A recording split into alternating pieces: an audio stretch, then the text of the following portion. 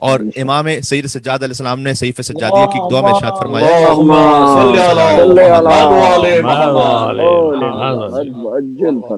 امام نے ارشاد فرمایا کہ پروردگار تو مجھے اس وقت تک زندگی عطا کر جب تک تیری اطاعت میں بسر ہو، اور جب کہیں، یہ ہمارے لیے مولا نے ارشاد فرمایا کہ ایسی دعا کرو کہ جب کہیں میں تیرے راستے سے کہیں اور ہونے لگوں تو زندگی کی وجہ مجھے موت دے دے، وہ زیادہ بہتر ہے۔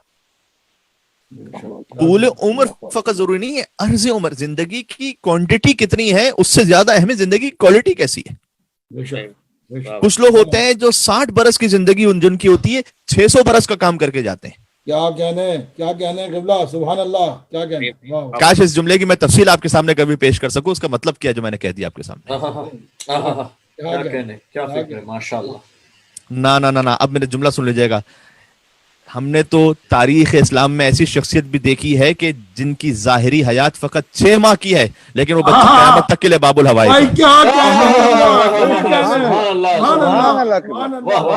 تو زندگی کی فقط کمیت اہم نہیں ہے، کیفیت بھی تو اہم ہے۔ زندگی 18 برس کی ہے، ہم شکل پیمبر ہیں، رفتار و گفتار و کردار۔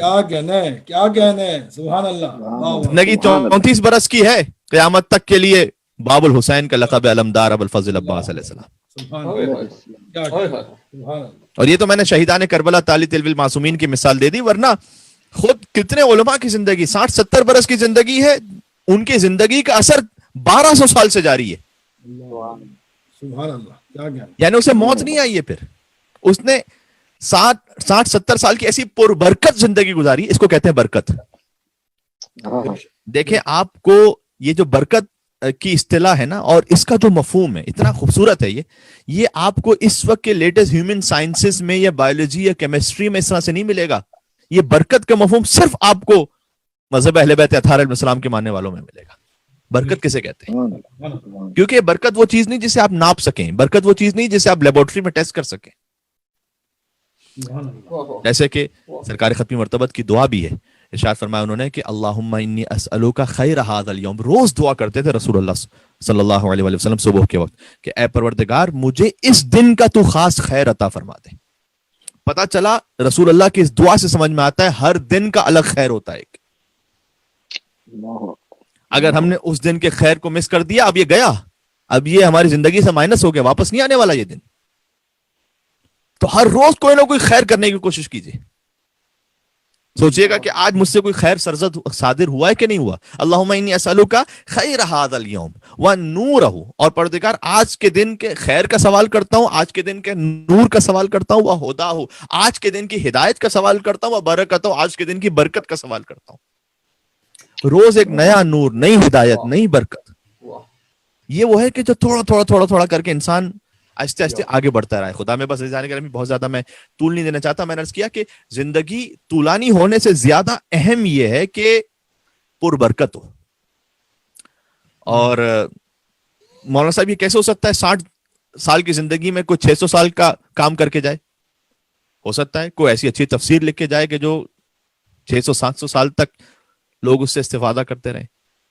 اچھا مولانا صاحب یہ تو آپ نے علماء کی مثال دے دی، بھائی یہ بھی ممکن ہے نا کہ آپ اتنی اچھی اولاد تربیت کر کے جائیں کہ وہ اپنی اچھی اولاد کی تربیت کرے، اور اس کے بعد وہ اپنی اچھی اولاد کی تربیت کرے، نسلاً بعد نسلاً، چونکہ آپ نے اپنی اچھی اولاد تربیت کی تھی، یہ سلسلہ اس طرح سے جاری رہے کہ 600-700 سال، 1000 سال تک جو وہ نیک عمل کرتے رہیں گے، جو ان کی ایک ایک سانس علی ابن ابی طالب کی ولایت اور محبت میں کٹے گی، اس کا ثواب آپ کو ملتا رہے گا۔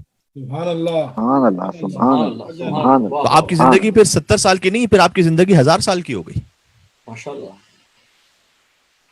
شیخ عباس قمی کے نام سے کون واقف نہیں جنہوں نے مفاتیح الجنان لکھی ہے نا؟ اب کتنی کتابیں لکھی جاتی ہیں، کتاب خانوں کے کونوں میں پڑی رہتی ہیں، کوئی پوچھتا بھی نہیں، لیکن ایک کتاب انہوں نے ایسی لکھی بابرکت، مفاتیح الجنان۔ آپ میں سے یقیناً ہر ایک کے گھر میں ہوگی شاید وہ۔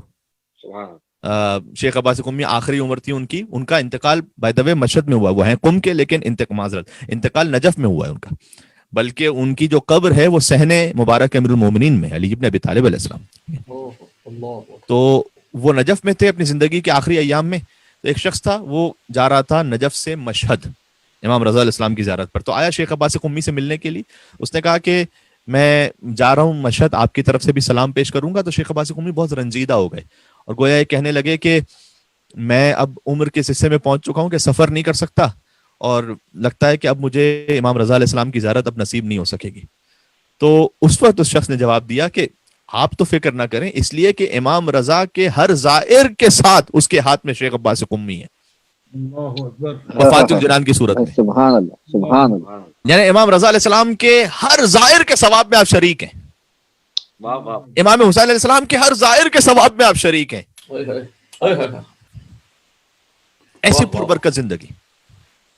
یہ ہے زندگی، خالی کوانٹٹی نہیں ہے، یہ عدد فقط نہیں گزار رہے، ان کی زندگی میں وہ کیفیت ہے، وہ گویا زندگی پر نور ہے، نور محمد اور آل محمد سے.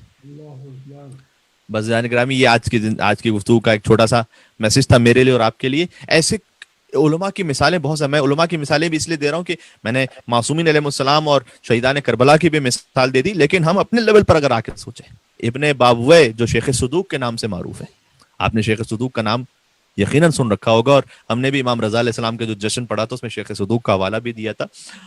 محمد بن علی بن حسین بن بابوے قمی، جو ان کا اصل نام محمد ہے، ان کو شیخ صدوق کہا جاتا ہے، اور ان کے جو جد اعلیٰ تھے وہ بابوے تھے، لہٰذا ابن بابوے قمی کے نام سے یاد کیا جاتا ہے. تو قبرستان رے میں مدفون ہے، تہران کے قریب. تو ان کے والد علی جو ہے 50 سال کے ہو گئے تھے، اور یہ کب کی شخصیت ہے؟ غیبت صغرا کے زمانے کی، یعنی امام زمانہ علیہ السلام کی غیبت صغرا شروع ہو چکی ہے، اور غیبت صغرا کے بعد پھر غیبت کبرا ہے. تو غیبت صغرا میں جو نواب اربعہ تھے، یعنی 4 وہ خاص نائب کہ جو براہ راست رابطے میں تھے امام زمانہ علیہ السلام کے، ان میں سے تیسرے نائب جو ہیں حسین بن روح نوبختی، ان کے زمانے میں شیخ صدوق کے والد تھے. تو شیخ صدوق کے والد 50 سال کے ہو گئے تھے، کوئی اولاد نہیں تھی. تو حسین بن روح کے پاس گئے اور کہا کہ آپ کا تو ڈائریکٹ تعلق ہے امام زمانہ علیہ السلام سے، آپ یعنی مولا سے کہیے گا کہ کوئی مجھے دعا دے دیں ایسی کہ میرے ہاں اولاد ہو جائے، میں چاہتا ہوں کہ میری نسل آگے بڑھے. اللہ اکبر. امام زمانہ علیہ السلام نے خط لکھا شیخ صدوق کے والد کو، جس میں یہ کہا کہ سیولد لک ولد مبارک، اللہ تمہیں ان قریب ایک ایسا بیٹا عطا کرنے والا ہے جو بہت بابرکت بیٹا ہے. اللہ اکبر اللہ اکبر. امام زمانہ علیہ السلام نے کہا بابرکت بیٹا ہے وہ. سبحان اللہ. جیسے حضرت حجت بابرکت کہتے ہیں تو پھر کیا شان ہوگی. مل کے صلوات بیتے محمد و آل محمد. اللہم صلی علی محمد و آل محمد. کہ اللہ تمہیں ایک بیٹا عطا کرے گا. پھر امام کی چونکہ خوشخبری تھی لہذا بیٹا عطا ہوا، اور ان کا نام انہوں نے محمد رکھا. یہ 70 سال کی عمر تھی اس بیٹے کی عمر، یعنی شیخ صدوق کی جو عمر ہے وہ 70 سال ہے. 300 سے زیادہ کتابیں لکھی. ان میں سے ایک ہے ملا یعذرہ الفقیہ، یعنی جس کے پاس فقیہ نہ ہو تو وہ کیا کرے. ائمہ علیہ السلام کی احادیث کو جمع کیا. یہ 1200 سال پرانی تقریباً کتاب ہے یا 1100 سال پرانی کتاب ہے، لیکن ایسی کتاب لکھی، میں نے عرض کیا نا 70 سال کی بظاہر زندگی ہے لیکن کام دکھایا ہے 1000 سال کا. اس کتاب کے بغیر آج کوئی فقیہ فتویٰ دے نہیں سکتا، ناممکن ہے. جب تک اس کتاب کو نہ پڑھ لے کوئی مجتہد فتویٰ نہیں دے سکتا. سبحان اللہ سبحان اللہ. سبحان اللہ. ایسی کیفیت بابرکت ہے، ایسی عمر، ایسی زندگی. تو اپنے لیے اور ہم اور آپ کچھ سوچ کے جائیں، کوئی ایسا اچھا کار خیر، میں نے کہا نا چاہے وہ اولاد کی تربیت ہی ہے، انشاءاللہ ایسا صدقہ جاریہ ہو کہ آپ کی زندگی ہے 80 سال کی، آپ کا جو ثواب ہے وہ چل رہا ہے 1000 سال تک. انشاءاللہ 1000 بھی کیوں کہوں، ظہور امام زمانہ علیہ السلام تک اور قیامت تک. اللہم صلی علی محمد و آل محمد. سبحان اللہ سبحان اللہ. واہ واہ واہ. کیا کہنے قبلہ، سبحان اللہ، کیا کہنے. یہ آج کی گفتگو کا خلاصہ ہو گیا. یعنی بے شمار شاگرد تربیت کے شیخ صدوق نے، جن میں سے ایک تھے شیخ مفید، کہ شیخ مفید کے شاگردوں میں سے ایک تھے شیخ توسی، جنہوں نے حوزہ علمیہ نجف کی بنیاد رکھی.